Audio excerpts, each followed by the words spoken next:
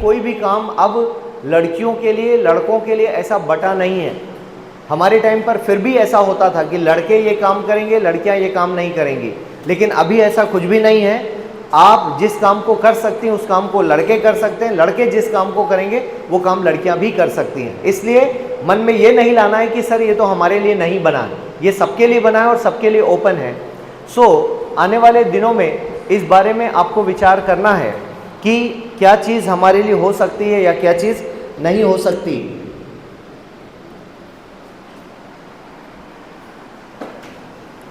Basically आपको सबसे पहले ये सोचना है कि सिर्फ पढ़ाई करनी है या नौकरी भी चाहिए। पढ़ाई इसलिए करनी है ताकि हमें नौकरी मिल सके, और नौकरी ही उद्देश्य नहीं होता पढ़ाई का, बल्कि अपने जीवन को सफल बनाना है।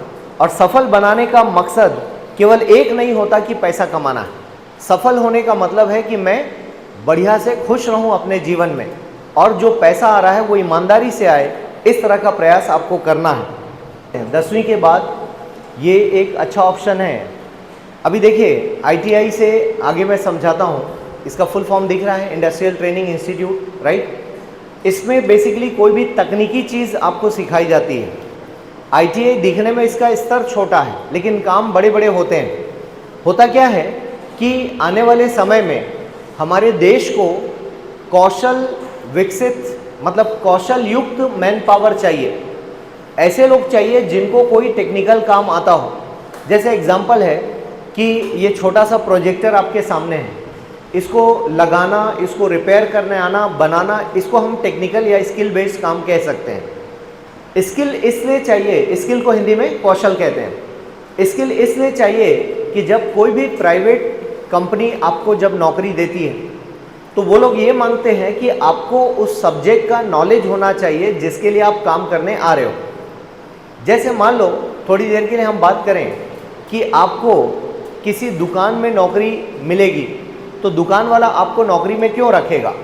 मान लो कपड़े की दुकान में आपको मैनेजर बना दिया, बहुत बड़ा कपड़े का शोरूम है और उन्होंने मैनेजर बना दिया, तो वो आपसे क्या जानना चाहेंगे कि आपको कॉटन पता होना चाहिए, आपको सिल्क पता होना चाहिए, मतलब कपड़े के प्रकार कितने होते हैं ये पता होना चाहिए, तब तो वो आपको नौकरी देगा। वो पहले पुराना ज़माना था जब कोई भी व्यक्ति कपड़े की दुकान में नौकरी पा लेता था। अभी वो सबको नौकरी नहीं दे सकते। उनको पता होना चाहिए कि मीटर नापते कैसे हैं, उनको पता होना चाहिए कौन कौन सी कंपनी कपड़े बनाती है, कपड़े के साइज़ क्या क्या होते हैं। ये सब जानकारी लोगे तब रायपुर के मॉल में आपको जॉब मिलेगी, अदरवाइज़ नहीं मिलेगी। इसका मतलब ये हुआ कि अपने स्किल को बढ़ाना पड़ेगा, और स्किल बेस्ड कोई कोर्स हो सकता है, वो ITI है। तो ITI में फैशन डिज़ाइनर का कोर्स होता है, होम डेकोर का कोर्स होता है। इसके अलावा आप देखोगे कि होटल मैनेजमेंट का भी कोर्स होता है। तो ITI हमारे राज्य में जो है वो 4-5 फील्ड में ज़्यादातर दिखाई देता है। जैसे आप देखोगे कंप्यूटर वाला ITI है ना, हमारे यहाँ मेशन का जो काम होता है उसमें ITI है, हमारे यहाँ पर फीडर का काम जो इलेक्ट्रीशियन वाला काम होता है वो। तो छत्तीसगढ़ में 4-5 फील्ड में ITI होता है। बाकी इससे ऊपर के कोर्स डिप्लोमा में होते हैं, जो आप डिप्लोमा भी कर सकते हैं, ठीक है ना, जिसको हम लोग पॉलीटेक कहते हैं। तो पॉलीटेक्निक से आप डिप्लोमा भी कर सकते हैं। तो जो लोग ITI चाहते हैं वो ITI करके सीधे आपको जॉब मिल जाती है। और किसी भी संगठन में जैसे भिलाई स्टील प्लांट है, तो भिलाई स्टील प्लांट का जो सबसे बड़ा इंजीनियर होगा वो कहाँ से पास होगा, IIT से पास होगा। उससे छोटा इंजीनियर NIT से पास होगा, national institute of what. NIT का फुल फॉर्म क्या है, institute of technology, NIT Raipur में है ना। तो NIT वाला होगा। उससे नीचे वाला इंजीनियर वो गवर्नमेंट इंजीनियरिंग कॉलेज से पास होगा। तो बड़ा कॉलेज कौन हुआ, IIT, उसका मैनेजर पूरे भिलाई स्टील प्लांट का मैनेजर, उसके नीचे वाला NIT का मैनेजर, उसके नीचे वाला GC का मैनेजर, उसके बाद उस मैनेजर का जो असिस्टेंट होगा वो पॉलीटेक्निक वाला होगा, और पॉलीटेक्निक वाले को जो असिस्टेंट कर रहा होगा वो ITI वाला होगा। तो ITI वाला सबसे नीचे रहेगा और सबसे ऊपर में IIT वाला रहेगा। यही फ़र्क है IIT और ITI में। आई होप क्लियर हो रहा है। तो IIT वाले का नॉलेज ज़्यादा है, ITI वाले को प्रैक्टिकल नॉलेज ज़्यादा है। तो जब आप ITI करते हैं तो उसका स्तर छोटा ज़रूर है, लेकिन नौकरी पक्की है उसमें, आप आराम से उसमें नौकरी कर सकते हैं। तो ITI वाले स्वयं का व्यवसाय भी कर सकते हैं। ITI करने के बाद बहुत सारे लोग स्वयं का व्यवसाय भी करते हैं, अपनी शॉप खोलते हैं, बिजनेस चलाते हैं। इसके अलावा यदि हम देखें तो पॉलीटेक कॉलेज की बात हो रही थी, 10वीं या 12वीं के बाद आप पॉलीटेक कॉलेज कर सकते हैं, यहाँ से डिप्लोमा आपको मिलता है। और मैं कुछ बच्चों को जानता हूँ जो रायपुर के हैं। एक बच्ची है, उसने फैशन डिज़ाइनिंग का कोर्स किया था, आज वो दिल्ली में, मतलब रायपुर पॉलीटेक से किया था उसने कोर्स, आज दिल्ली जैसे शहर में कम से कम 1.5 लाख की नौकरी वो करती है फैशन डिज़ाइनिंग में। वो डिज़ाइन करती है, कपड़े डिज़ाइन करती है, राइट। और कपड़े डिज़ाइन में ही अभी एक बड़ा कॉलेज हमारे नया रायपुर में अनाउंस हुआ है, NIFT, NIFT, national institute of fashion technology, NIFT, आगे आएगा, आपको दिखाता हूँ मैं। अब 12वीं के बाद क्या करना है इसके बारे में हम लोग ऑप्शंस के बारे में बात करते हैं। 12वीं में जैसे फिर से वही कोर्स आ गया, hospitality and hotel management course by government of Chhattisgarh. आपको पता होना चाहिए कि हॉस्पिटैलिटी शब्द का अर्थ होता है सेवा वाला, सेवा क्षेत्र, सेवा का क्षेत्र या सेवा करना। तो सेवा हम 2 जगह करते हैं, हॉस्पिटल में और होटल में। होटल में जैसे खाना देना, बढ़िया खाना खिलाना, जो रूम सर्विस है, रूम बहुत साफ़ सुथरा होना चाहिए, डेकोरेटिव होना चाहिए। जो बड़े बड़े होटल्स के कमरे होते हैं उनको स्पेशल मैनेजमेंट जो सीख कर आते हैं वो लोग करते हैं। जैसे आप कभी अच्छे होटल में जाओगे तो उसका बिस्तर जो बिछाने का काम है वो भी पढ़ा लिखा आदमी करता, क्योंकि बिस्तर बिछाने की भी कला होनी चाहिए। समझ में आ रही? तो आप देखोगे कि इस कोर्स की डिमांड बहुत तेज़ी से बढ़ रही है, क्योंकि लगातार बड़े बड़े हॉस्पिटल्स खुल रहे हैं। और अब होटल और हॉस्पिटल का अंतर इसलिए ख़त्म हो रहा है क्योंकि हॉस्पिटल को भी होटल जैसे बनाया जा रहा है, ताकि व्यक्ति बीमार पड़े तो आराम से वहाँ पर अपना इलाज कर सके। और रायपुर में ऐसे बड़े बड़े हॉस्पिटल्स खुल रहे हैं जिसमें आप हॉस्पिटैलिटी का कोर्स करके जॉब ले सकते हैं। आपको दूर जाने की ज़रूरत नहीं है, रायपुर में ये मौका आपके सामने है। और आप होटल मैनेजमेंट का कोर्स कर लीजिए और आप देखेंगे कि आपको बेहतर सैलरी, जैसे मेरी अपनी जो सगी सिस्टर हैं वो उन्होंने MSc किया था, बायोटेक से MSc किया था। उसके बाद मैंने उनको बोला कि सजेस्ट किया आप हॉस्पिटैलिटी मैनेजमेंट का कोर्स करो, तो पुणे के सिम्बायोसिस इंस्टीट्यूट से उन्होंने सेम कोर्स किया। और उस कोर्स को करने के बाद आज लगभग 20-25 साल हो गया उनको हॉस्पिटल फील्ड में जॉब में है वो, और लगभग 1 लाख से ऊपर उनकी तनख्वाह है, सीनियर मैनेजर हैं और बहुत सारी सुविधाएं उनको मिली हुई हैं। और उनका काम क्या है? हॉस्पिटल को मैनेज करना। वो डॉक्टर नहीं है, हॉस्पिटल को मैनेज करना, क्योंकि डॉक्टर ऑपरेशन थिएटर में रहेगा ना, अपना मैनेजमेंट थोड़ी ना देखेगा वो कि गेट में कौन आ रहा है, मरीज को क्या प्रॉब्लम है, उसका काम इलाज करना है। तो अब उनको मैनेजर्स चाहिए। तो ऐसे बड़े बड़े हॉस्पिटल्स रायपुर में खुल रहे हैं जिनके हिसाब से स्वयं को तैयार करो आप लोग। उनको ज़रूरत है मैनेजर्स की। क्लियर है? वो ज़माना गया जब कोई भी मैनेजर बन जाता था। अभी वो चाहते हैं कि उस फील्ड का नॉलेज लेकर लोग मैनेजमेंट करें, उनका प्रबंधन करें, उनके हॉस्पिटल को संभालें। और उनके हॉस्पिटल, जैसे मान लो आपको डॉक्टर बनना है, आप डॉक्टर नहीं बन पाए, तो आप उस फील्ड का नॉलेज लेकर उस हॉस्पिटल के प्रबंधन में खुद को शामिल कर सकते हैं। रायपुर में बड़े बड़े होटल्स खुल रहे हैं, उन होटल्स को मैनेजर की ज़रूरत है। मैनेजर कैसा? जो गार्डनिंग देख सके, जो कमरों की साफ़ सफाई देख सके। अब मैनेजर लेवल पर लोग चाहिए।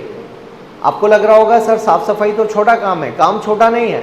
बड़े हॉस्पिटल, बड़े होटल मैनेजमेंट, इन सब के जो साफ़ सफाई हैं वो भी बहुत सारे बड़े बड़े लोग करते हैं। छोटे मोटे लोग उनकी साफ़ सफाई नहीं कर पाते हैं। सफाई करने वाले तो अलग होंगे, आपको सफाई करवाना है। सफाई करवाने का नॉलेज कितना है वो ज़्यादा मायने रखेगा। क्लियर हो रहा है? तो इस तरह से आप देखोगे ये फील्ड टोटल अलग है, और उस तरह से आपको ये समझना है कि इस फील्ड में कैसे जाना है। तो हॉस्पिटल मैनेजमेंट का जो कोर्स है वो आपके लिए बेहतर है। और यदि मैं आगे बढ़ूं, आपको दिखेगा नहीं। अब इसके बाद जो आपके नीट और जेई, मेडिकल फील्ड और इंजीनियरिंग फील्ड में कितने बच्चे ऐसे हैं जिनको डॉक्टर बनना है? ओके, बहुत बढ़िया। तो आप सभी नीट की तैयारी कर रहे हैं? इस साल दिया एग्जाम किसी ने? अच्छा, नहीं दिया, आने वाले 1-2 साल में देंगे। आप लोग के लिए सलाह ये है कि आप लोग को एनसीईआरटी की पढ़ाई अच्छे से करनी चाहिए। यदि आप कोचिंग कर रहे हैं तो अच्छी बात है, नहीं कर रहे हैं तो आपके लिए सलाह है कि एनसीईआरटी और आए हुए सवालों को सॉल्व करने की कोशिश कीजिए। यदि आप घर पे पढ़ रहे हैं और स्कूल और सिर्फ घर में पढ़ाई कर रहे हैं, कोचिंग में जा रहे हैं तो कोचिंग वाले आपको बताएंगे। सेम चीज़ जेईई के लिए लागू होती है। और ध्यान रखिए, यदि आपकी तैयारी 10वीं में शुरू हो गई है तो बहुत बढ़िया, आजकल 8वीं 9वीं से भी लोग तैयारी शुरू कर चुके हैं। लेकिन उसके लिए आपके स्कूल का जो सामान्य शेड्यूल है उसको डिस्टर्ब करने की ज़रूरत नहीं है। इसका मतलब ये हुआ कि स्कूल में जो भी पढ़ाई हो रही है उसको छोड़ना नहीं है। कई बार क्या होता है, हम कोचिंग जाने के लिए स्कूल को डमी कर देते हैं, पता होगा ऐसा। डमी स्कूल बोलने का मतलब होता है कि दिन भर नीट जेईई की तैयारी करना, स्कूल नहीं जाना। देखिए, स्कूल में जो कुछ भी होता है, जैसे आज ये जो सेशन अटेंड कर रहे हो ये स्कूल का हिस्सा नहीं है, ये आप खुद से आकर कर रहे हो। लेकिन यहाँ जो सीखोगे वो स्कूल में नहीं सीखोगे आप।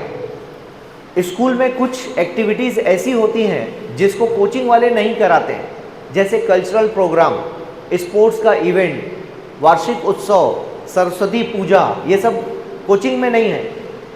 अब वहाँ से जो आप सीखते हो वो अलग ही चीज़ होती है, इसलिए स्कूल अवॉइड नहीं करना चाहिए, मेरा ऐसा मानना है। वहाँ जाने पर बहुत सारी चीज़ें आप सीखते हो, एवरीडे सीख कर आप बहुत सारे काम कर सकते हो। तो ये ध्यान रखेंगे कि स्कूल स्किप नहीं करना है, स्कूल के साथ साथ पढ़ाई करनी है, क्योंकि स्कूल में जो सीखोगे वो दोबारा सीखने का मौका नहीं मिलेगा। इसलिए स्कूल के कैंपस में जो कुछ भी है वो आपके जीवन का महत्वपूर्ण हिस्सा है, उसको छोड़ना नहीं आपको, ठीक है। चलिए आगे बढ़ते हैं। नीट जेईई में कुछ क्वेश्चन होगा तो आप पूछेंगे। इसके बाद मैं कौशल विकास की बात कर रहा था। कौशल विकास ध्यान रखिएगा। देखिए, आपको यदि नौकरी चाहिए, कोई भी नौकरी, एक होती है सरकारी नौकरी, एक प्राइवेट जॉब, दूसरा इसके अलावा तीसरा ऑप्शन खुद का व्यवसाय चलाना, ठीक है। पहला क्या है? सरकारी नौकरी, प्राइवेट नौकरी और खुद का व्यवसाय चलाना। ये 3 चीज़ है जो आप किसी एक को चुन सकते हैं। और चौथा ऑप्शन है कुछ नहीं करना है ना। चौथा ऑप्शन कुछ नहीं करना है। तो उम्मीद है आप सभी कुछ ना कुछ करना चाहते हैं। अब यदि प्राइवेट वाला आपको जब जॉब देगा तो वो आपसे क्या डिमांड करेगा? आपके पास स्किल होना चाहिए, आपके पास नॉलेज होना चाहिए, आपके पास अनुभव होना चाहिए, तब तो आपको नौकरी देगा, अन्यथा आपको वो नौकरी नहीं देगा, राइट। तीसरी चीज़, जब आप अपना काम करोगे तो आपको अपने काम का भी नॉलेज होना चाहिए। आपके अपने काम का नॉलेज कैसा? जैसे आप सोचते हो कि सर मुझे मोबाइल शॉप खोलना है, तो कम से कम मोबाइल के बारे में बेसिक नॉलेज होना चाहिए। मान लो आप अपना व्यवसाय शुरू करना चाहते हैं, मान लो आप कोई फैक्ट्री चालू करना चाहते हैं, तो फैक्ट्री में भी क्या है कि आप फैक्ट्री का भी बेसिक नॉलेज आपको होना चाहिए। जैसे आप कोई प्रोडक्शन चाहते हो तो उसके लिए भी आपको मशीन का नॉलेज, मशीन कैसे काम करती है। तो इसका मतलब ये हुआ कि खुद का काम जब शुरू करोगे तो आपको मिनिमम कहीं से प्रशिक्षण लेना पड़ेगा, होगा ऐसा, ठीक है। या फिर आप खेती करना चाहते हो तो खेती भी आपके लिए आपका स्वयं का व्यवसाय जैसा है, और उस तरीके से आप उसके लिए भी नॉलेज आपको लेना पड़ेगा, तब जाकर आप आगे बढ़ पाओगे। तो कुल मिलाकर ये हुआ कि यदि सरकारी नौकरी करनी है तो आपको एग्ज़ाम देना पड़ेगा, प्राइवेट नौकरी करनी है तो आपको अपने अंदर स्किल डेवलप करना पड़ेगा, प्राइवेट जॉब के हिसाब से आपको अपने अंदर नॉलेज गेन करना पड़ेगा, उसके बारे में पढ़ोगे, ट्रेनिंग लोगे या स्किल के लिए ट्रेनिंग लोगे, तब प्राइवेट वाला आपको जॉब देगा। जैसे मान लो किसी बच्चे को पार्लर अपना चलाना है, कोई ऐसा है जिसको ब्यूटी पार्लर खोलना है? हाँ, उठाइए, अच्छी चीज़ है, कोई बुरी बात नहीं, बहुत बढ़िया। तो देखिए, यदि पार्लर चलाना है तो आपको नॉलेज किसका होना चाहिए? थोड़ा सा मेडिकल टाइप का नॉलेज होना चाहिए कि स्किन हमारी कैसे होती है, बाल हमारे कैसे होते हैं, बाल के कई प्रकार हो सकते हैं, इधर है ही नहीं, गायब है ना। तो ये प्रकार ही नहीं है। तो आप देखोगे स्किन कैसे होगी, उस पर कौन सा केमिकल कैसे असर करता है। आप सिंपल आज की डेट में ऐसा नहीं कि 2-4 सामान खरीदे और पार्लर शुरू कर दिया, सामने वाले का चेहरा बिगड़ जाएगा, है ना। आपको नॉलेज लेना है। दूसरी चीज़, यदि आपको कंप्यूटर का नॉलेज नहीं है तो आप कंप्यूटर का नॉलेज लेकर क्या करोगे, आजकल आर्टिफिशियल इंटेलिजेंस में पहले से ढेर सारे ऐप इंस्टॉल होते हैं और वो ऐप बता देगा कि किसी की फ़ोटो डाल दो तो उसका चेहरा बदलने के बाद कैसा दिखेगा, हेयर कट करने के बाद कैसा दिखेगा। ये सारी चीज़ पहले से है। तो आप उसको कस्टमर को 3-4 चेहरे दिखाकर पूछ सकते हो इनमें से कौन सा कलर करना है, आप देखकर बताइए। इसका मतलब वो भी सीखना पड़ेगा। मतलब कोई भी चीज़ आज ऐसे नहीं है जिसको बिना सीखे आप करना चाहते हो, सीख कर कीजिए। मैं गारंटी लेता हूँ आप बहुत आगे निकल जाएंगे, क्योंकि आज हर इंसान उसके पास जाना चाहता है जिसको नॉलेज होगा। आप भी कल को पार्लर जाना चाहते हैं तो आप नौसीखे के पास नहीं जाएंगे, जिसको अच्छा नॉलेज है, जिसको टेक्निकल नॉलेज है, जिसको गहराई से नॉलेज है, आप उसके पास जाना पसंद करते हो। जैसे आपको कपड़े सिलवाना है तो कपड़े उसके पास सिलवाओगे जिसको बढ़िया हर चीज़ का नॉलेज है। आप देखोगे भले वो पैसा ज़्यादा लेगा लेकिन आप उसको काम देना चाहोगे। तो इसका मतलब ये हुआ कि अपने अंदर स्किल पैदा करो, कोई काम सीखो, खाली मत बैठो। ग्रेजुएशन अकेले मत करो, ग्रेजुएशन के साथ कोई ना कोई काम सीखिए। आपको सरकारी नौकरी करनी है, एग्ज़ाम तैयारी करोगे, प्राइवेट नौकरी करनी है या अपना काम करना है तो स्किल सीखिए।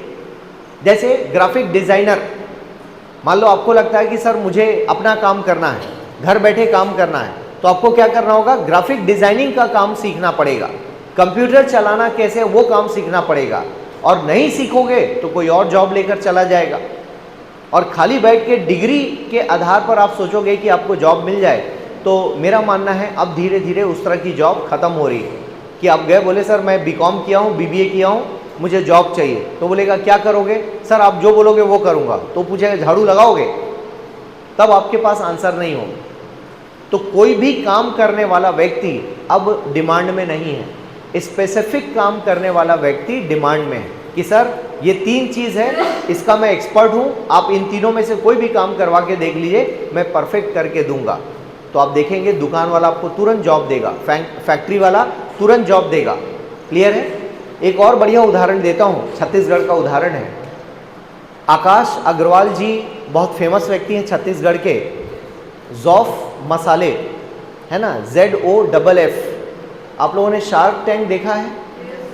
उसमें आप देखेंगे ना तो पुराने वीडियोस मिल जाएंगे, छत्तीसगढ़ के ही हैं आकाश अग्रवाल जी।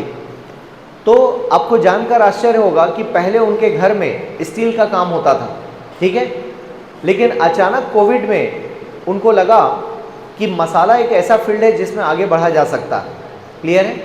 और मसाले की दुनिया में तो जब शार्क टैंक गए तो शार्क टैंक में उनसे पूछा गया कि आप क्या काम करना चाहते हैं, तो बोले सर खड़ा मसाला हम पैक करके बेचना चाहते हैं। तो बोला खड़ा मसाला कौन बेचता है, मतलब इसमें मार्केट कहाँ है। तो उन्होंने सवाल किया, अपने जो जज थे उनसे सवाल किया कि सर खड़े मसाले में आप 2-3 ब्रांड बता दीजिए जो ऑलरेडी मार्केट में हो। तो उन्होंने कहा कोई ब्रांड नहीं है। तो बोले सर जब कोई ब्रांड नहीं है तो इसका मतलब हमारे लिए स्कोप है काम करने का।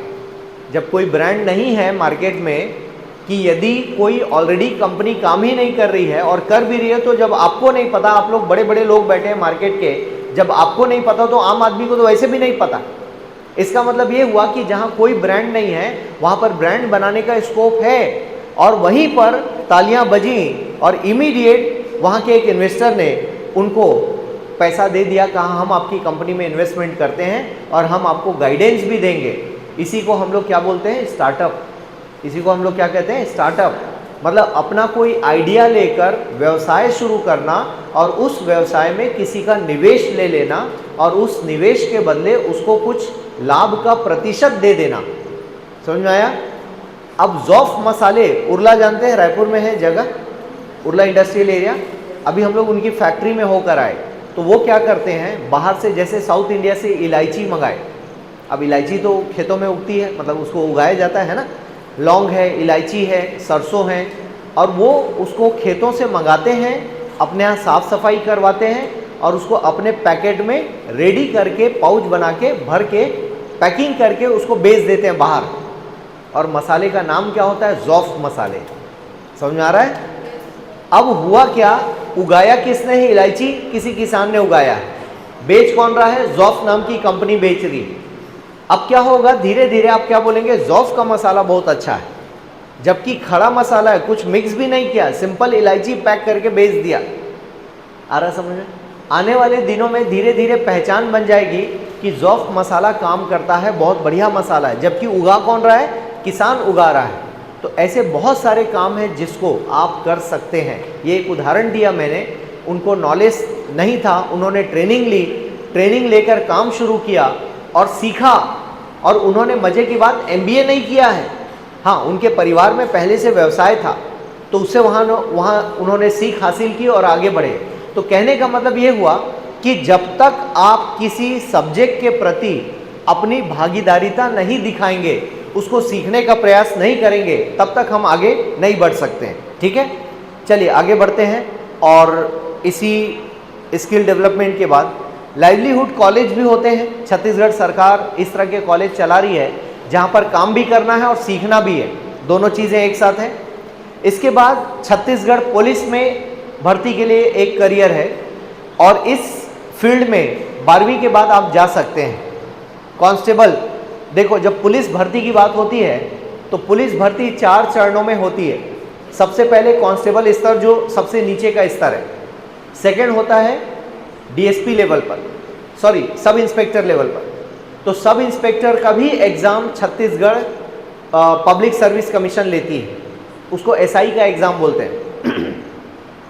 तीसरा होता है DSP, deputy superintendent of police, उसको भी CGPSC लेती है, जो PSC का एग्ज़ाम होता है जिसमें डिप्टी कलेक्टर DSP बनते हैं, उस एग्ज़ाम। और चौथा होता है SP IPS Indian police service, उसके लिए आपको UPSC का एग्ज़ाम देना पड़ता है।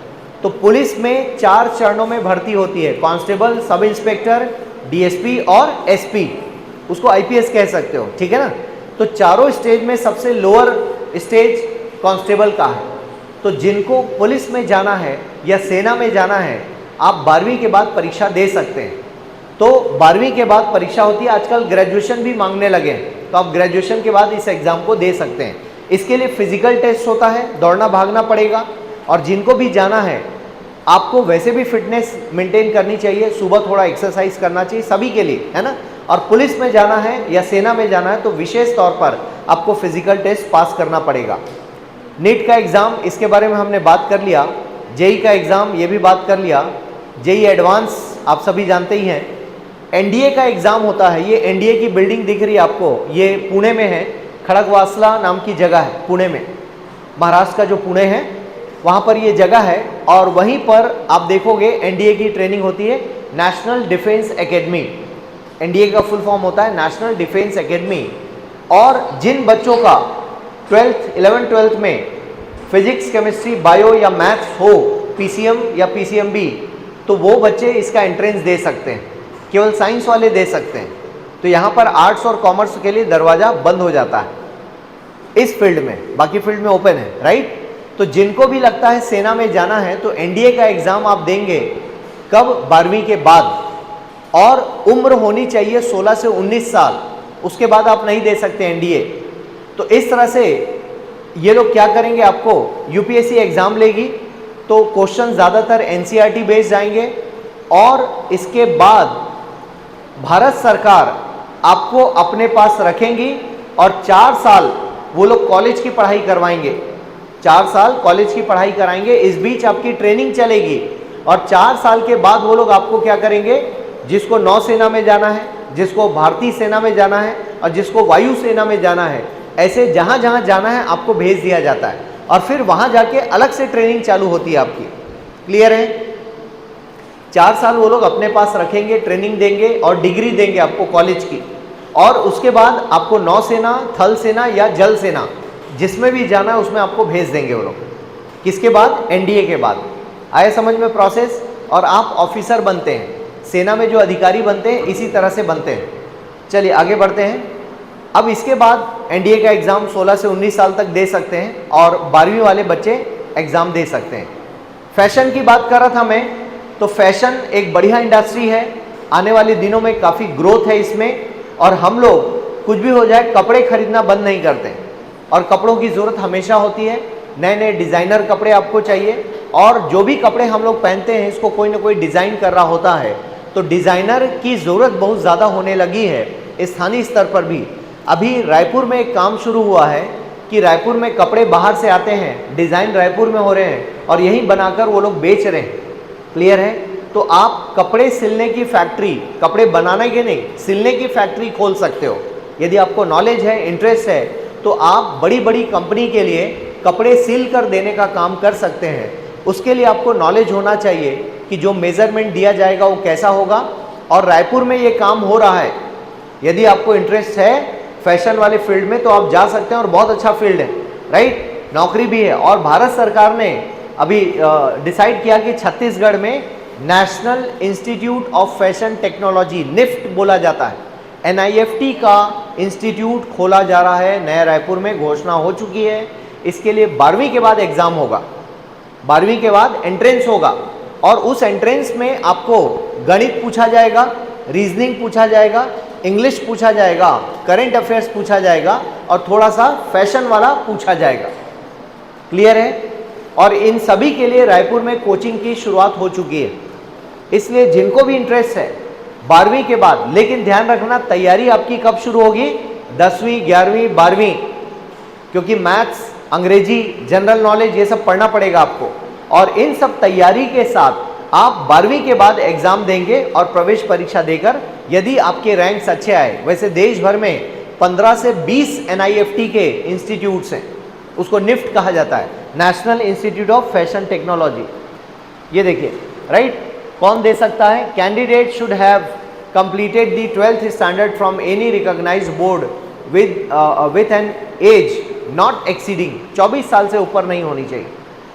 आपकी उम्र जिस साल एग्जाम देंगे उस साल 24 से ऊपर नहीं होनी चाहिए। आ रहा समझ में? तो नया रायपुर में NIFT का कैंपस खुल गया। तो जैसे ITI टेक्निकल फील्ड में बहुत ऊपर का कॉलेज है, वैसे ही फैशन के मामले में निफ्ट बहुत बड़ा इंस्टीट्यूट होता है, और यहाँ से जो पास हुए बच्चे हैं उनको सीधे लाखों का पैकेज मिलता है। क्लियर हो रहा है? लाखों का पैकेज। तो ये भी एक बढ़िया फील्ड है आपके लिए। इसके अलावा डिज़ाइन में आप देख पा रहे हैं नेशनल इंस्टीट्यूट ऑफ डिज़ाइन, जैसे आपने कपड़े को डिज़ाइन किया वैसे ही मेरे हाथ में ये माइक है, इसको भी किसी ने डिज़ाइन किया होगा।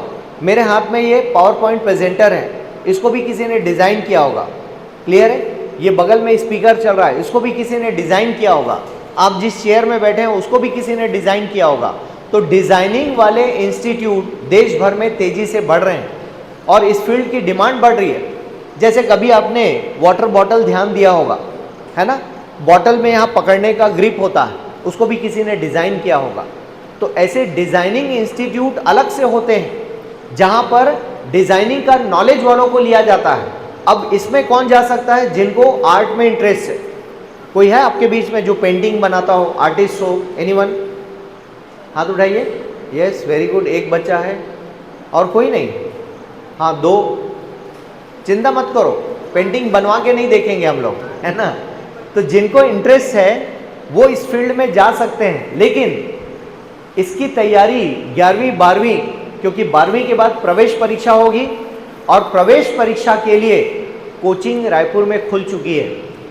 ये बहुत बढ़िया अवधेश भाई, मतलब NID बहुत स्पेशल चीज़ है, और इसमें यदि आपका एडमिशन हो गया और यहाँ से पास कर लिए तो आपका पैकेज सालाना 50 लाख से 1 करोड़ का पैकेज होता है डिज़ाइनर्स का। आ रहा है समझ में? और अच्छा कोर्स है, बहुत बढ़िया कोर्स है, थोड़ी मेहनत करनी पड़ेगी, लेकिन अब रायपुर के बच्चे इस परीक्षा में बैठना शुरू कर चुके हैं। NID का एग्ज़ाम है, अब सिर्फ डॉक्टर इंजीनियर नहीं बनना है, डिज़ाइनर बनना है, और डिज़ाइन में वही जाएगा ना जिसको शौक होगा। तो अपने शौक को आगे बढ़ाने के लिए बेस्ट कोर्स है ये। अहमदाबाद इसका मेन सेंटर है, बेंगलोर में ढेर सारे कॉलेज हैं, और ऑल ओवर इंडिया धीरे धीरे इसके इंस्टीट्यूट या कॉलेज खुलते जा रहे हैं।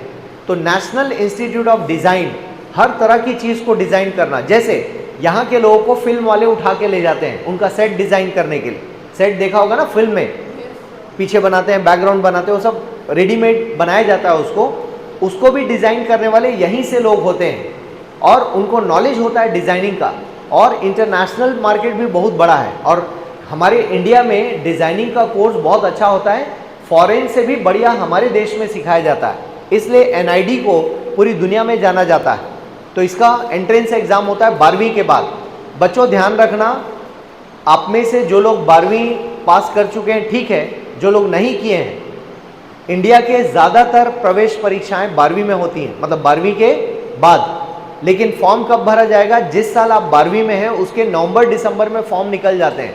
90% फॉर्म अक्टूबर तक निकल जाते हैं। जैसे मान लो इस साल आपका 12वीं चल रहा है तो इस साल जुलाई से देखना शुरू करना है कि कौन कौन से फॉर्म निकल रहे हैं। हाँ, लेकिन फॉर्म भरने से काम नहीं चलेगा, उसकी तैयारी आपकी होनी चाहिए, तब तो फ़ायदा है ना। तो नॉलेज लो और वेट नहीं करना कि अरे सर मैं तो लेट हो गया, मैं तो 12वीं के परीक्षा के बाद सोचूंगा क्या करना है, ये काम नहीं। अभी दुनिया बहुत आगे जा रही है ना। अब आपके पास अवधेश भाई जैसे लोग आ गए हैं ना, डॉक्टर अवधेश पटेल सर आपके पास आ गए हैं, आपको सिखा रहे हैं, तो ऐसे लोगों की मदद से आगे बढ़ो। रायपुर से आज सुबह सुबह मैं आ गया आपको सिखाने के लिए, तो अब आप शिकायत नहीं कर सकते कि हमें नहीं पता था। आई बात समझ में? अब आप शिकायत नहीं कर पाओगे कि हमें नहीं पता था सर, फॉर्म कब निकला पता नहीं चला और हमने फॉर्म नहीं भरा। फॉर्म भरना ध्यान रखना 12वीं के बाद। या आपके घर में छोटे भाई बहन है तो याद रखिएगा 12वीं वाले साल में ज़्यादातर प्रवेश परीक्षाएं होती हैं, उसको स्किप नहीं करना, ठीक। तो ये था एनआईडी का कोर्स जहाँ से डिज़ाइन में आप जा सकते हो और डिज़ाइन एप्टीट्यूड टेस्ट होता है और इस टेस्ट में आपको एग्ज़ाम पास करना पड़ता है। और इसके अलावा ये डिज़ाइनिंग के ही कोर्स हैं। आप देखो, एनिमेशन फिल्म डिज़ाइन करना, फिल्म वीडियो डिज़ाइन करना, टेक्सटाइल डिज़ाइन करना, कम्युनिकेशन डिज़ाइन करना, फर्नीचर डिज़ाइन करना, ऐसे ये सारे कोर्स होते हैं।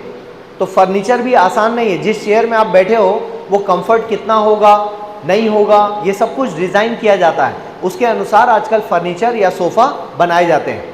इसके बाद प्री एग्रीकल्चर टेस्ट, इसको छत्तीसगढ़ में व्यापम या व्यावसायिक परीक्षा मंडल नामक संस्था एग्ज़ाम लेती है और 12वीं के बाद आप इसको देते हैं और 12वीं के बाद अलग अलग एग्रीकल्चर के कॉलेज हैं, वहाँ पर आपको प्रवेश मिलता है, ठीक है। उसके लिए भी आप 11वीं से तैयारी शुरू करते हैं और यहाँ पर एडमिशन लेने के बाद, अच्छा मज़े की बात, आजकल एग्रीकल्चर की पढ़ाई किए हुए छात्रों को कंपनियां लेकर जा रही हैं, नौकरी दे रही हैं, डायरेक्ट रायपुर से प्लेसमेंट हो रहा है। आ रहा है समझ में? अब जैसे मैंने अभी बताया अहिवारा धमदा रोड में, बेमेतरा रोड में जो बड़े बड़े किसान हैं वो हमारे राज्य के नहीं हैं, वो बाहर के राज्य के हैं और वो ऐसे लड़कों को ढूंढ रहे हैं कि उनको नौकरी दी जा सके, ठीक है। तो इस फील्ड में भी आपके पास बढ़िया करियर है। बैंकिंग एसएससी, किसी को इंटरेस्ट है बैंकिंग एसएससी में? बैंक में जाना हो, बैंक की जॉब करनी हो। एसएससी क्या होता है? स्टाफ सिलेक्शन कमीशन, नाम से समझ में आ रहा है, स्टाफ की भर्ती होगी, कर्मचारी चयन आयोग कहते हैं हम। तो ये दोनों एग्जाम में कुछ कॉमन चीज़ें आती हैं, जैसे गणित, maths, English, reasoning, general knowledge, current affairs. ये 4-5 फील्ड है, ध्यान रखिएगा। भारत के किसी भी प्रवेश परीक्षा में ये 4-5 चीज़ें कॉमन हैं। यदि किसी को देना है तो आप ग्रेजुएशन के बाद दीजिएगा, हालांकि 12th के बाद भी इसमें वैकेंसी आती है, लेकिन 12th वाला क्लरिकल ग्रेड होता है, क्लर्क बनाए जाते हैं आप। ऑफिसर वाली पोस्ट चाहिए तो आप ग्रेजुएशन के बाद दीजिए, आप ज़्यादा सुखी रहेंगे, राइट। लेकिन तैयारी कब से शुरू करेंगे? First year, second year, final year, मतलब 3 साल तैयारी करनी है आपको। जो ग्रेजुएशन है उसके साथ साथ तैयारी करनी है, तब जाके आपका सिलेक्शन होगा। और बैंक में जॉब के लिए इसी तरीके से जा सकते हैं। पुलिस कांस्टेबल, आर्मी, इस पर बात हो चुकी है हमारी। और अब अच्छे कॉलेज में प्रवेश के लिए परीक्षा होती है जिसको CUET कहा जाता है, central university entrance test, CUET कहा जाता है। क्लियर है? मान लो आपको ऐसा लगता है कि बिलासपुर के गुरु घासीदास यूनिवर्सिटी में प्रवेश लेना चाहिए। वो यूनिवर्सिटी किसकी है? केंद्र सरकार की। हमारे राज्य वाले का नाम क्या है? जैसे आपके यहाँ पर हेमचंद यादव नाम सुने हैं, दुर्ग में है, रायपुर में पंडित रविशंकर विश्वविद्यालय, तो ये सब राज्य के विश्वविद्यालय हैं। लेकिन गुरु घासीदास विश्वविद्यालय केंद्र सरकार का विश्वविद्यालय है। वैसे ही दिल्ली विश्वविद्यालय जवाहरलाल नेहरू विश्वविद्यालय या फिर और भी इंडिया के विश्वविद्यालय हैं जहां पर प्रवेश के लिए आपको प्रवेश परीक्षा देनी होगी और उसकी तैयारी 12वीं में आप कर सकते हो। जिन विषय में आपको प्रवेश चाहिए, जैसे आपको विज्ञान में लेना है तो विज्ञान के लिए आप 6वीं से 12वीं तक की एनसीईआरटी पढ़ेंगे तो एंट्रेंस एग्जाम में उससे संबंधित सवाल आते हैं। आपको लगता है बीए करना है तो बीए की किताबें मतलब 6वीं से लेकर 12वीं तक ह्यूमैनिटीज़ या आर्ट्स वाली किताबें, जिसको हम सामाजिक विज्ञान कहते हैं, सोशल साइंस, हिस्ट्री, भूगोल, इकोनॉमिक्स, ये सब पढ़ोगे तो उसी के बेस पर सवाल होते हैं आपके प्रवेश परीक्षा में। तो आपको ये ध्यान रखना है कि प्रवेश परीक्षा के लिए आपको पढ़ना पड़ेगा। ठीक है, यहाँ तक आगे बढ़ते हैं।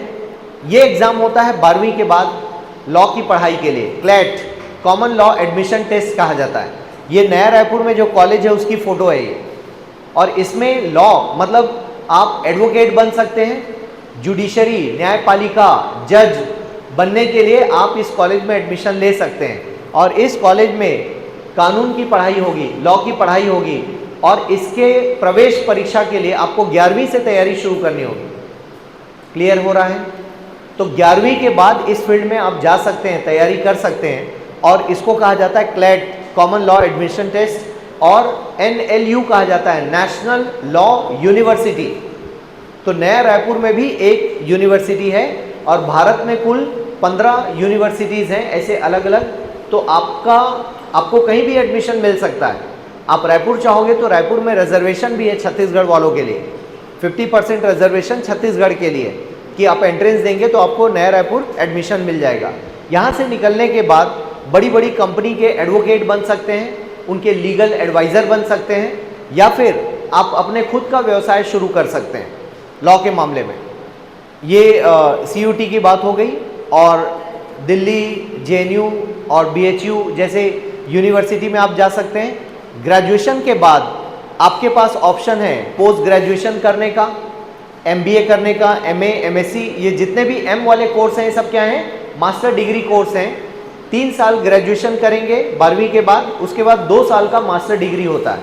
ठीक है, अब MBA की बारी आती है। MBA कौन कर सकता है? तो MBA कोई भी कर सकता है, BA, BSc, BBA, BCA, BCom, कोई भी कर सकता है MBA, उसमें कोई स्पेशल डिग्री की, ये ओपन कोर्स है, राइट। हाँ, अब MBA करने के लिए आपको ये देखना है कि सबसे बड़े कॉलेज कौन से हैं। IIM, Indian institute of management, ये कहाँ है? नया रायपुर में, अहमदाबाद में है, बेंगलोर में है, कोलकाता में है, मुंबई में भी ओपन हो गया। ऐसे कम से कम 15 से 20 IIM है। तो प्रवेश परीक्षा को क्या बोलते हैं? Cat, CAT, cat, common admission test कहा जाता है। कब होगा वो? 12वीं के बाद या ग्रेजुएशन के बाद? ग्रेजुएशन के बाद। ग्रेजुएशन के बाद देना है। MBA क्योंकि मास्टर कोर्स है इसलिए आप ग्रेजुएशन के बाद दे सकते हैं, और उसकी भी आपको अलग से तैयारी करनी पड़ेगी। इसके लिए प्रवेश परीक्षा होती है, कोई भी ग्रेजुएट कर सकता है, कॉमन एडमिशन टेस्ट होगा, और IIM और अदर कॉलेज में जाने के लिए, राइट। MBA कॉलेज के अलग अलग स्तर होते हैं। MBA के बाद सीधे नौकरी मिल सकती है, मगर कॉलेज के स्तर पर निर्भर करता है कितना अच्छा कॉलेज आपको मिला है।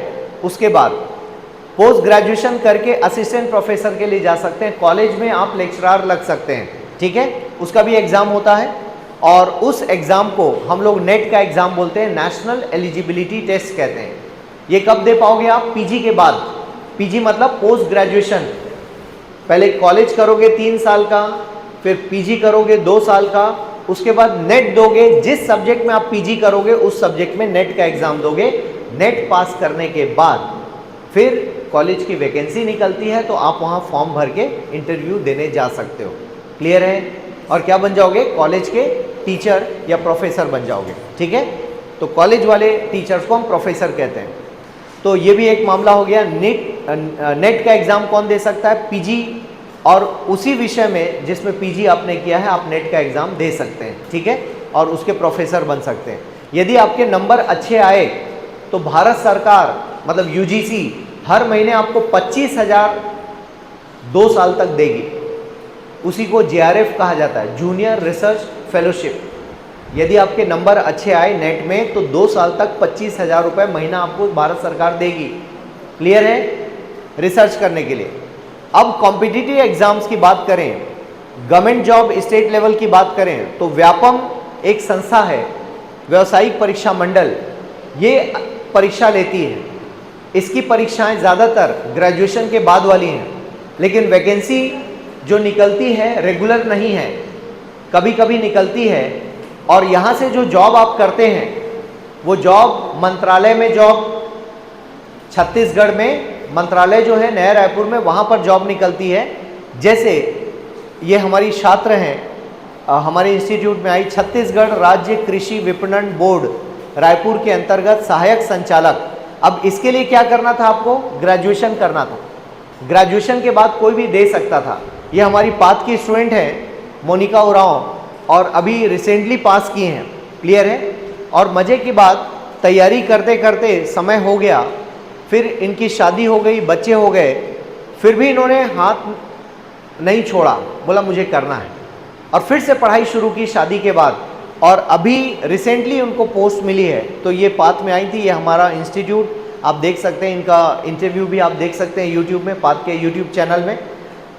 ऐसे ये 3 बच्चे हैं ट्रांसपोर्ट इंस्पेक्टर, ये भी किसने लिया? व्यापम ने लिया।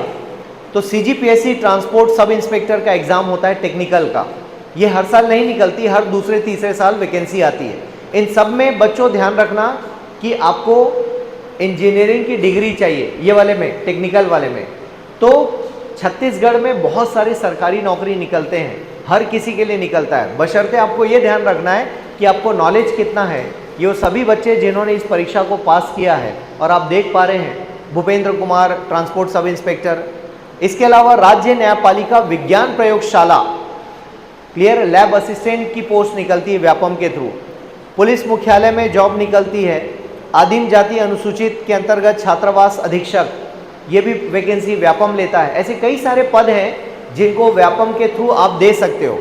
ये भी आप देख पा रहे हैं, तकनीशियन भर्ती परीक्षा, वन रक्षक पदों के लिए लिखित परीक्षा। इसके अलावा स्टेट फॉरेस्ट का एग्जाम होता है अलग से, राज्य वन भर्ती, है ना। इसमें क्या होगा? आप वन विभाग में काम करेंगे, असिस्टेंट कंजर्वेटर ऑफ फॉरेस्ट। किसी को यदि वन विभाग में रुचि है तो विज्ञान विषय 11वीं 12वीं में और ग्रेजुएशन में विज्ञान का विषय चाहिए, विज्ञान या गणित चाहिए। तो इसलिए जिनको फॉरेस्ट में जाना है तो विज्ञान नहीं छोड़ना। और IAS बनने के लिए BA लेने की ज़रूरत नहीं है। PSC में डिप्टी कलेक्टर बनने के लिए BA लेने की ज़रूरत नहीं, विज्ञान है तो भी चलेगा, कॉमर्स है तो भी चलेगा। विज्ञान से आर्ट्स में मत आना यदि मजबूरी नहीं है तो। उसका रीज़न ये है कि आर्ट्स में आने के बाद आप ये वाला एग्ज़ाम नहीं दे पाओगे, और मान लो विज्ञान है आपका तो विज्ञान के सहारे आप ACF का एग्ज़ाम दे सकते हो और PSC का भी एग्ज़ाम दे सकते हो। ठीक है, अब मैं आता हूँ CGPSC के पदों पर। 10 मिनट और लूँगा अवधेश भाई, ठीक है। Deputy collector, DSP, account officer, नायब तहसीलदार, ऐसे बहुत सारे पद निकलेंगे CGPSC के लिए। और व्यापम भी अलग अलग पदों के लिए आयोजन करता है। राज्य पुलिस में कांस्टेबल भर्ती है, SI भर्ती, मंत्रालय में ग्रेड 3। CGPSC के लिए मिनिमम रिक्वायरमेंट 21 साल या ग्रेजुएशन, राइट। कितने आप में से ऐसे हैं जो डिप्टी कलेक्टर बनना चाहते हैं? अच्छा, 1 2 3 4 5, इधर पूरा साफ, कोई नहीं बनना चाहता। अच्छा, IAS कितने लोग बनना चाहते हैं? Very good, 1 2 3 4 5 6 7 8 9 10 11, very good. IAS के एग्ज़ाम एक ही होता है, उसी में से IPS बनते हैं, उसी में से IAS बनते हैं, उसी में से IRS बनते हैं, और उसी में से भारतीय विदेश सेवा या इंडियन फॉरेन सर्विस। अभी याद है वो जो सेना की 2 मैडम लोग बात करने आती थी, उनके बीच में जो सर बैठे होते थे वो कौन है? इंडियन फॉरेन सर्विस वाले हैं, इंडियन फॉरेन सर्विस वाले हैं। एग्ज़ाम एक ही होता है लेकिन जॉब अलग अलग है। वैसे ही छत्तीसगढ़ लेवल पर जो सबसे बड़ा एग्ज़ाम है वो CGPSC का सिविल सर्विस है, और सबसे बड़ा पद क्या होगा? Deputy collector. Deputy collector IAS के नीचे काम करते हैं या कलेक्टर के नीचे काम करते हैं। DSP IPS के नीचे काम करते हैं। और डिप्टी कलेक्टर से आईएएस प्रमोट होने में 15 से 20 साल का समय लगता है, लेकिन बन जाते हैं सभी लोग। ठीक है, मैं दोनों एग्ज़ाम के बारे में बात करता हूँ। दोनों एग्ज़ाम में आप देखोगे सामान्य अध्ययन का पेपर 1 और सी सेट बोलते हैं इसको, राइट। जीएस पेपर 1 और CSAT civil services aptitude test. अभी परसों ही आईएएस का एग्ज़ाम हुआ है संडे को, उसमें भी ये 2 पेपर होते हैं।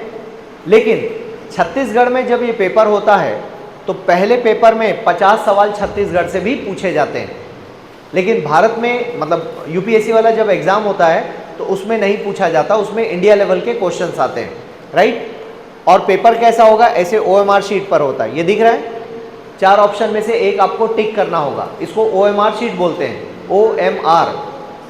और इस परीक्षा में छत्तीसगढ़ का 50 क्वेश्चन, भारत के 50 क्वेश्चन आएंगे और ये सारे सब्जेक्ट्स होंगे, भारत का इतिहास, भूगोल, अर्थव्यवस्था, सामान्य विज्ञान, करंट अफेयर्स, ये सारे क्वेश्चंस आएंगे। सी सेट को हम कहते हैं सिविल सर्विसेज एप्टीट्यूड टेस्ट कहते हैं। इसमें मैथ्स रीजनिंग के क्वेश्चंस आएंगे, आपको maths, reasoning, decision making, communication skills के सवाल आएंगे। ये जो सी सेट का पेपर है सीजीपीएससी और आईएएस में, इसको 33% से पास करना जरूरी है, क्वालिफाइंग है, सिर्फ पास करना है और इसके मार्क्स नहीं जुड़ेंगे। 200 में से 66 नंबर लाना है, पास हो गए तब पहला नंबर का पेपर चेक होगा, ये शर्त है। ठीक है, अब दोनों ही पेपर में नेगेटिव मार्किंग है, ये भी ध्यान रखना है। मतलब एक क्वेश्चन गलत हुआ तो 0.33 नंबर कट जाएंगे आपके। जैसे 10 नंबर आए, 10 क्वेश्चन सही थे और 2 क्वेश्चन आपके गलत हो गए, तो दोनों क्वेश्चन का मिला के 0.33 मतलब 0.66 मार्क्स कट जाएंगे 10 में से।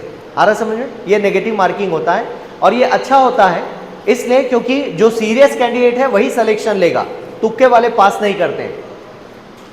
पेपर 1 का कट ऑफ लगभग 50% जाता है, मतलब 200 में से 100 नंबर वाला पास हो जाता है। ठीक है, नोटिस 26 नवंबर को हर साल निकाल देते हैं। प्री का एग्ज़ाम जैसे 23 का है तो 23 में होगा, 24 का है तो 24 फरवरी में होगा। मुख्य परीक्षा अभी जून में है तो इसको जून में रखा जाता है या मई में, दोनों में से एक रखा जाता है। प्रारंभिक और मुख्य परीक्षा के बीच 90 दिन का समय होता है। आईएएस के एग्जाम में भी लगभग इतना ही समय आपको मिलता है। और मुख्य परीक्षा में 7 पेपर होते हैं, आईएएस में भी 7 पेपर होते हैं, पीएससी में भी 7 पेपर होते हैं। आईएएस का पेपर एक पेपर 250 नंबर का होता है, पीएससी के पेपर में एक पेपर 200 नंबर का होता है। और मजेदार बात, एक दिन में 2 पेपर देना होता है, सुबह 3 घंटे, शाम को 3 घंटे और बीच में 2 घंटे का गैप जिसमें पानी, नाश्ता, समोसा खा पाओगे आप। ठीक है, ऐसा जानबूझकर रखा जाता है, उसको टफ बनाया गया है। यदि टफ नहीं बनाएंगे तो पता कैसे चलेगा कि अच्छा ऑफिसर कौन है। और ऐसा लगातार होता है, आज सुबह शाम, कल सुबह शाम, परसों सुबह शाम और फिर सुबह शाम, ऐसे करके टोटल 7 पेपर होते हैं लगातार। आपके स्कूल कॉलेज में कैसा होता है, आज एक पेपर हुआ, एक हफ्ते बाद, फिर अगले हफ्ते बाद गैप होता है ना, यहाँ कोई गैप नहीं मिलता। और एक पेपर में 3 से 4 विषय होते हैं। जानबूझकर इस पेपर को टफ बनाया गया है ताकि सीरियस बच्चे ही इस एग्जाम को निकाल पाएं। तो बच्चों, और लास्ट में इंटरव्यू होता है।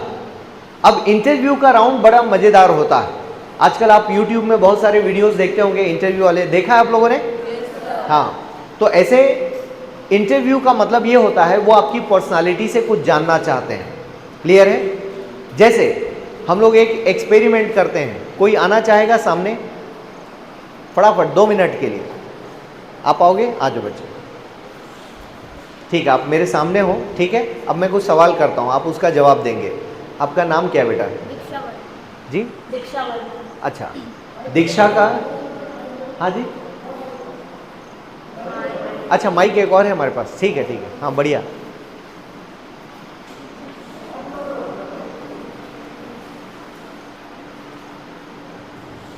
प्लास्टिक चेयर है क्या एक्स्ट्रा हमारे पास? अच्छा नहीं, कोई बात नहीं, ठीक है, ठीक, कोई नहीं। हाँ, नाम बताइए बेटा। दीक्षा वर्मा। अच्छा, दीक्षा का अर्थ बताएंगे आप? इनिशिएशन। Initiation, okay. इनिशिएशन को हिंदी में क्या बोलेंगे?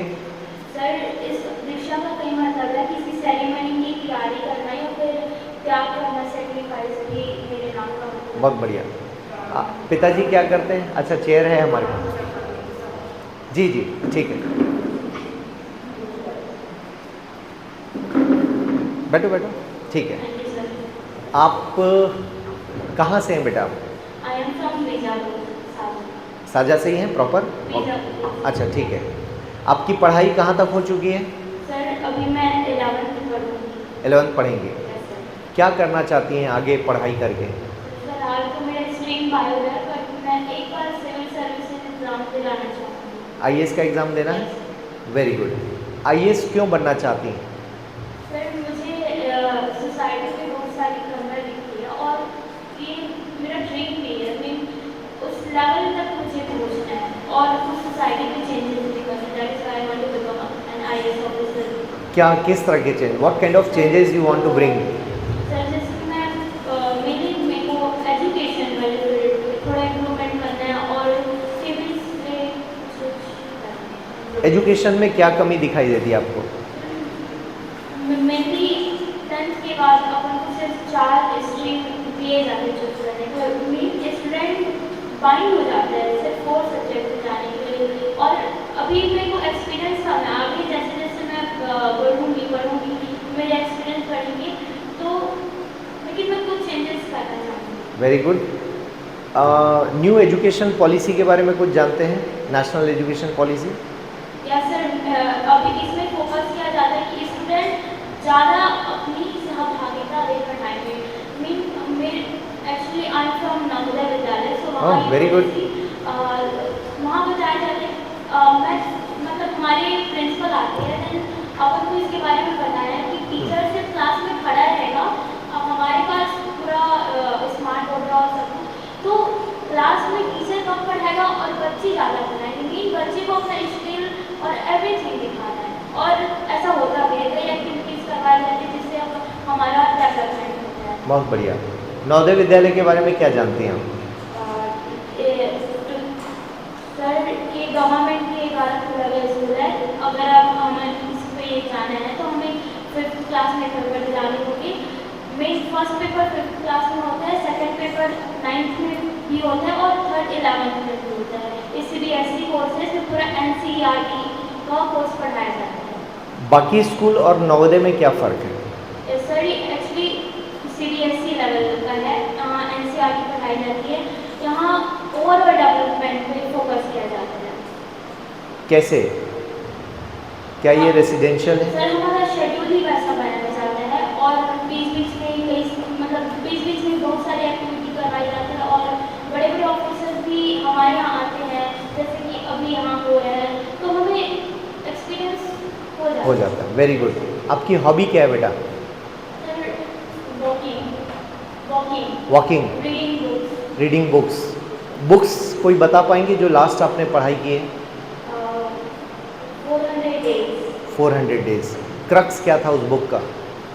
नहीं, उसमें एक डिटेक्टिव था जो एक बच्ची शिया नाम की बच्ची गुम गई थी, तो वो उसको फाइंड आउट करता है।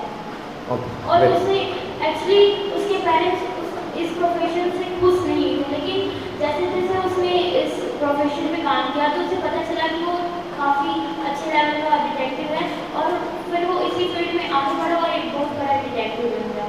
ठीक है। आपको मैं एक केस देता हूँ। आपके गांव में मान लो आपको पता चला कि किसी बच्चे को सांप ने काट लिया, तो पहला स्टेप क्या होगा आपका?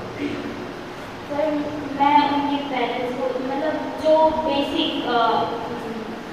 बेसिक जो मतलब प्रिकॉशंस रहेंगे, जैसे कि सांप काटना है तो उसको टाइटली मतलब जो भी मेरे से तुरंत बन पाएगा,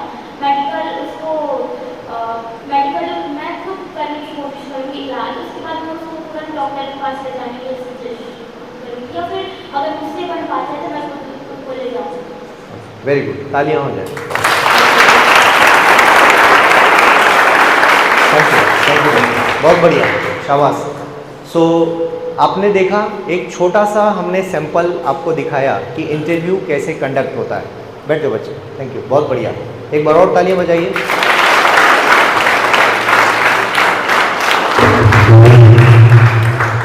देखिए, अभी इस बच्चे ने कोई ट्रेनिंग नहीं लिया है। हाँ, बंद। ठीक है। अभी इस बच्चे ने, बेटा नाम क्या बताएं? दीक्षा, यस, दीक्षा ने कोई ट्रेनिंग नहीं ली, लेकिन अभी उनका नेचुरल स्किल है जो स्टेज में बैठ के अभी आप सबके सामने उन्होंने इतनी सारी बातें कर ली। वहाँ पर थोड़ा और डर लगता है क्योंकि 7-8 लोग वो लोग होते हैं पूछने वाले और हम अकेले होते हैं, है ना। वो हमारी पर्सनालिटी, आपने देखा मैंने कोई भी ऐसा सवाल नहीं किया जो उनके नॉलेज के बाहर का था, मैंने सिर्फ उनके बारे में पूछा। और यहीं से पता लगता है, वो हमसे भी सीनियर लोग होते हैं जो इंटरव्यू लेते हैं और वो लोग ये पता लगाने की कोशिश करते हैं कि ये जो बच्चा है ये आगे चल के कितना बढ़िया ऑफिसर बनेगा या बनेगी, उनके अंदर कौन कौन से गुण हैं। इसी चीज़ को इंटरव्यू लेना कहते हैं। इसको एक और शब्द है पर्सनालिटी टेस्ट, है ना, व्यक्तित्व परीक्षण, इसी के लिए कहा जाता है। तो इस तरह से इंटरव्यू कंडक्ट किया जाता है, आपके बारे में पूछा जाता है, आपके गांव के बारे में, रैंडम कोई भी क्वेश्चन, जैसे मैंने सांप काटने वाला, ठीक है। अब अक्सर होता है गांव में सांप काटने से लोगों की डेथ हो जाती है क्योंकि ट्रीटमेंट के अलावा वो जो व्यक्ति जिसको काटा जाता है वो डर जाता है, डरने की वजह से उसको घबराहट में उसकी डेथ ज़्यादा होती है। तो छोटी छोटी चीज़ें हैं, इन सब के बारे में नॉलेज चाहिए आपको, और इसी तरह के सवाल आईएएस के इंटरव्यू में या पीएससी के इंटरव्यू में पूछे जाते हैं। एक बार एक मज़ेदार सवाल हुआ, हमारे एक फ्रेंड थे और उनको बोला गया कि आपको यदि भारत सरकार में एक पद दे दिया जाए और भारत की क्रिकेट की टीम मैच हार के आ रही है, एयरपोर्ट से बाहर आ रही है और लोग बहुत नाराज़ हैं क्योंकि वो हार चुके हैं मैच, ऐसे में आपकी ड्यूटी लगी है तो आप क्या करेंगे। तो उन्होंने ब्रेक लिया, थोड़ा सा पॉज लिया और पलट के सवाल किया कि सर मेरी ड्यूटी क्या होगी ये बता दीजिए आप। क्लियर है, मेरी ड्यूटी क्या होगी ये बता दीजिए। फिर उन्होंने सवाल नहीं किया क्योंकि वो राइट सवाल था, क्योंकि भारत सरकार में कई तरह के पद होते हैं, पुलिस की नौकरी अलग होगी, आईएएस की रिस्पॉन्सिबिलिटी अलग होगी, फॉरेन सर्विस की रिस्पॉन्सिबिलिटी, सबकी रिस्पॉन्सिबिलिटी अलग अलग होती है। सो ओवरऑल ये एग्ज़ाम का फॉर्मेट है। इस तरह के सीजीपीएससी के इंटरव्यू के प्रैक्टिस हम लोग कराते हैं, जैसे अभी बच्ची का इंटरव्यू लिया मॉक। और आईएएस के एग्ज़ाम के बारे में फटाफट ब्रीफ कर देता हूँ। ये मसूरी में पास होने के बाद फ़ोटो सेशन होता है प्रधानमंत्री के साथ। ये सभी लोग आईएएस हैं और नीचे बैठी महिला आईएएस, और ये वहाँ की डायरेक्टर हैं, मसूरी लबासना बोलते हैं जो ट्रेनिंग सेंटर है। तो आप भी इसको अपना ड्रीम बना सकते हैं कि हमें भी इस फ़ोटो के अंदर शामिल होना है। तो जिनका भी आईएएस बनने का ड्रीम है, गूगल से निकाल के इसका प्रिंट आउट अपने कमरे में लगा लीजिएगा, ताकि आप भी सोच सकें कि मेरा चेहरा इसमें होना चाहिए, और एक किसी चेहरे में अपना चेहरा फिट कर देना और रोज़ उसको देखना है, ताकि साइकोलॉजिकली हमें पता रहे कि मुझे क्या बनना है, राइट। देन ये देखिए, ये ट्रेनिंग सेंटर की फ़ोटो हैं, आपको देखकर बड़ा अच्छा लगेगा कि ये ब्रिटिश ज़माने का बना हुआ है और ये आईएएस ट्रेनिंग सेंटर है मसूरी में। और आप देख सकते हैं कितनी खूबसूरत जगह है जहाँ पर आपको ट्रेनिंग लेनी है। और ये LBSNAA Lal Bahadur Shastri national administrative academy कहा जाता है। और बर्फबारी के दिनों की तस्वीरें आप देख पाते हैं। और भारत दर्शन नाम का एक ट्रेनिंग प्रोग्राम होता है, इस तरह से ट्रैकिंग के लिए आपको ले जाया जाता है, सेना के अधिकारियों से मिलवाया जाता है, और टी गार्डन में, मतलब भारत के अलग अलग हिस्सों में आपको भेजा जाता है। और ये वो गाड़ी है जिसको, गाड़ी तो खरीद सकते हो, इसमें कौन सी चीज़ है जो आप खरीद नहीं सकते? हाँ, ये जो नेम प्लेट है ये भी मार्केट में मिल जाएगा, लेकिन लगा नहीं पाओगे आप। समझ में आ रहा है? तो केवल वही लगा सकता है जो पद प्राप्त किया हो, और इसके लिए आपको मेहनत करनी पड़ेगी बच्चों। ये दोनों चीज़ आप पैसे से खरीद सकते हो, लेकिन लगा नहीं पाओगे आप। तो लगाने के लिए जो अधिकार चाहिए वो एग्ज़ाम के बाद आपको मिलेगा। तो ये वो गाड़ी है, और अगेन ये गाड़ी भी आप पर्सनली खरीद सकते हो, लेकिन जो बोर्ड लगा है वो नहीं लगा पाओगे। और ये हमारे श्री ओपी चौधरी सर जो अब वित्त मंत्री हैं, कभी रायपुर के कलेक्टर हुआ करते थे, पद से रिज़ाइन देकर आपने चुनाव लड़ा और इस साल एमएलए इलेक्शन मतलब हुआ, उसमें आप वित्त मंत्री बन गए। प्रधानमंत्री मनमोहन सिंह जी के द्वारा आपको अवार्ड मिला था। और इस तरह से ये कलेक्टर का ऑफिस होता है, आप देख पाते हैं अलग अलग कलेक्टर हैं। और ये अंकिता शर्मा मैम हम सभी जानते हैं, छत्तीसगढ़ की बिटिया हैं आप, और जंगलों में पोस्टिंग होती है ट्रेनिंग के दौरान, राइट। ये कलेक्टर बंगलो हुआ करते हैं, आजकल स्वरूप बदल गया है, लेकिन पुराने टाइम पे ऐसा हुआ करता था। तो 2 पेपर यहाँ भी होंगे, 7 पेपर आईएएस के एग्ज़ाम में भी ये सारे विषय हैं, और इन सभी विषयों को आपको पढ़ना होता है। और धीरे धीरे करके आप इसकी तैयारी कर सकते हैं। 12वीं के बाद स्टार्ट किया जा सकता है और ये पाथ से पास हुए वो सभी बच्चे हैं जो लगातार एग्ज़ाम में अपना इन्होंने झंडा गाड़ा है। यूपीएससी के सिलेक्शन हैं और इसमें one of the best result Shraddha Shukla का रहा है। यहाँ देख सकते हैं 45th rank degree girls college में जब एडमिशन लिया आपने रायपुर के, तब इन्होंने कोचिंग ज्वाइन कर लिया था 12वीं के बाद, और एमएससी करने के बाद पहला अटेम्प्ट एमएससी करने के बाद वो तीसरा अटेम्प्ट था जिसमें एक छोटे से पद में सिलेक्शन हुआ। और फिर इन्होंने अपनी तैयारी के 7वें साल में, मतलब ग्रेजुएशन के 3 साल, पीजी के 2 साल, 5 साल हो गए, 6वें साल में अटेम्प्ट दिया, नहीं उसमें सिलेक्शन मिला छोटा सा, और 7वां जो साल था उसमें ऑल इंडिया 45th रैंक, और रायपुर से ही पढ़ी, इनको दिल्ली जाने की ज़रूरत नहीं पड़ी। इनमें से ज़्यादातर बच्चे रायपुर में पढ़ाई किए हैं और इस तरह से ये आईएएस का सिलेक्शन सीजीपीएससी 2008, 11, 12, 13 ऐसे लगातार आप रिजल्ट्स देख पा रहे हैं। ये सब पाथ है इस एकेडमी के रिजल्ट्स हैं और टॉपर्स भी हैं, लगभग हर दूसरे साल टॉपर आप देख सकते हैं रिजल्ट्स के तौर पे। और इस तरह से हमारे कुछ पब्लिकेशन मिल जाएंगे और बाकी आपके पास ब्रोशर दिया गया है। आपको कुछ भी जानना समझना होगा तो उसमें नंबर है और डिटेल जानकारी के साथ वो चीज़ आपको मिल सकती है। ठीक है यहाँ तक? तो फिलहाल मैं यही क्लोज करता हूँ कि देखिए, एग्ज़ाम आपकी लाइफ को डिसाइड नहीं करते। कोई परीक्षा आपके जीवन की परीक्षा नहीं हो सकती, इसलिए एग्ज़ाम में पास नहीं होना वो इसका एक भाग होता है। वो असफलता नहीं होती है, वो उसका एक भाग होता है। और किसी परीक्षा में पास नहीं होने से आप जीवन में असफल हो गए, ऐसा बिल्कुल नहीं होता।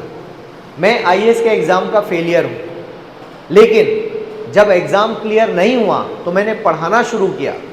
आज लगभग कोचिंग से 2500 बच्चे पास हो चुके हैं। तो साफ जाहिर है कि मेरी मेहनत बेकार नहीं गई है और मैंने वो मेहनत बच्चों के साथ शेयर किया और वो बच्चे पास हो रहे हैं। बच्चों को पास मैं नहीं करा रहा हूँ, हम उनको गाइड कर रहे हैं, पढ़ा रहे हैं। बच्चे खुद मेहनत करते हैं और पास होते हैं। लेकिन ऐसा नहीं हुआ कि मैं जीवन से हार के बैठ गया कि मैं आईएएस नहीं बन पाया तो कुछ नहीं कर पाऊंगा। इसका मतलब ये हुआ कि आप जो भी मेहनत करते हैं उसका फल आपको मिलता है। और इसी के साथ मैं अपने वाणी को विराम देता हूँ। बहुत बहुत धन्यवाद।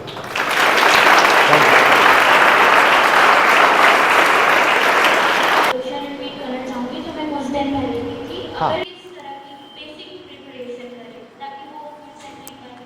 एक बहुत बढ़िया सवाल। देखिए, जनरली क्या होता है, मान लो आप 8, 9 में हैं थोड़ी देर के लिए, 8 के पहले आप वैसा इंटरेस्ट आपका डेवलप नहीं होता। मान लो 8, 9 वाले बच्चे हैं, तो आपको क्या करना है, डेली बेसिस पर एक न्यूज़पेपर पढ़ना। क्लियर है? मीडियम जो भी हो, इंग्लिश न्यूज़पेपर और हिंदी दोनों एक पढ़िए, दोनों भाषा मजबूत हो गया। और न्यूज़पेपर पढ़ने का तरीका क्या है, उसको जोर जोर से पढ़ना, मतलब आपके कानों में आवाज़ आनी चाहिए। क्लियर? लोग हंसेंगे, हंसने दो, उससे फर्क नहीं पड़ता। इससे क्या होगा, बोलने की प्रैक्टिस होगी और डेली बेसिस पर नॉलेज आपका बढ़ेगा। देखिए, आप नॉलेज है तो नॉलेज में न्यूज़पेपर का कल्चर अच्छा है, आप न्यूज़ पढ़ते होंगे, स्टेज में वहाँ पढ़ाया जाता होगा। हाँ, ये नवोदय का कल्चर है, क्योंकि अवधेश भाई और मैं भी नवोदय से ही हूँ और ये हमारी जूनियर बहन भी हमारे लिए है ना। और नवोदय एक बड़ा ग्रुप है जहाँ पर न्यूज़पेपर पढ़ना बचपन से सिखाया जाता है। तो न्यूज़पेपर आप सभी को पढ़ना चाहिए। घर में नहीं आता है तो मम्मी पापा को बोलिए न्यूज़पेपर लगाएं। और 11वीं 12वीं तक आईएएस के पढ़ाई के लिए ज़्यादा परेशान होने की जरूरत नहीं है। पढ़ना ही है तो पुरानी एनसीईआरटी, हिस्ट्री, ज्योग्राफी, इकोनॉमी, इनकी 6 to 12 एनसीईआरटी पढ़ना शुरू कर दो यदि टाइम है तो। और पढ़ना ही है उसके पहले तो सिर्फ न्यूज़पेपर पढ़िए, इसके अलावा कुछ भी ज़रूरत नहीं है। राइट दीक्षा? ठीक है। और कोई सवाल इधर से बेटा? हाँ पूछ लो। अच्छा माइक है।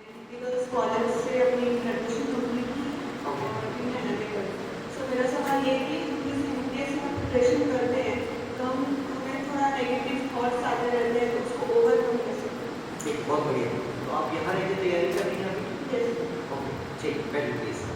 बहुत बढ़िया। देखिए, यूपीएससी या कोई भी एग्जाम जब आपको बड़ी चढ़ाई करनी पड़ती है ना, जैसे बहुत ऊंचे पहाड़ में चढ़ना है, तो क्या होगा, आपको हर बार लगता है पता नहीं चढ़ पाए ना चढ़ पाए, अब तो नहीं जाऊंगी या थक तो नहीं जाऊंगा, ऐसे विचार आते हैं।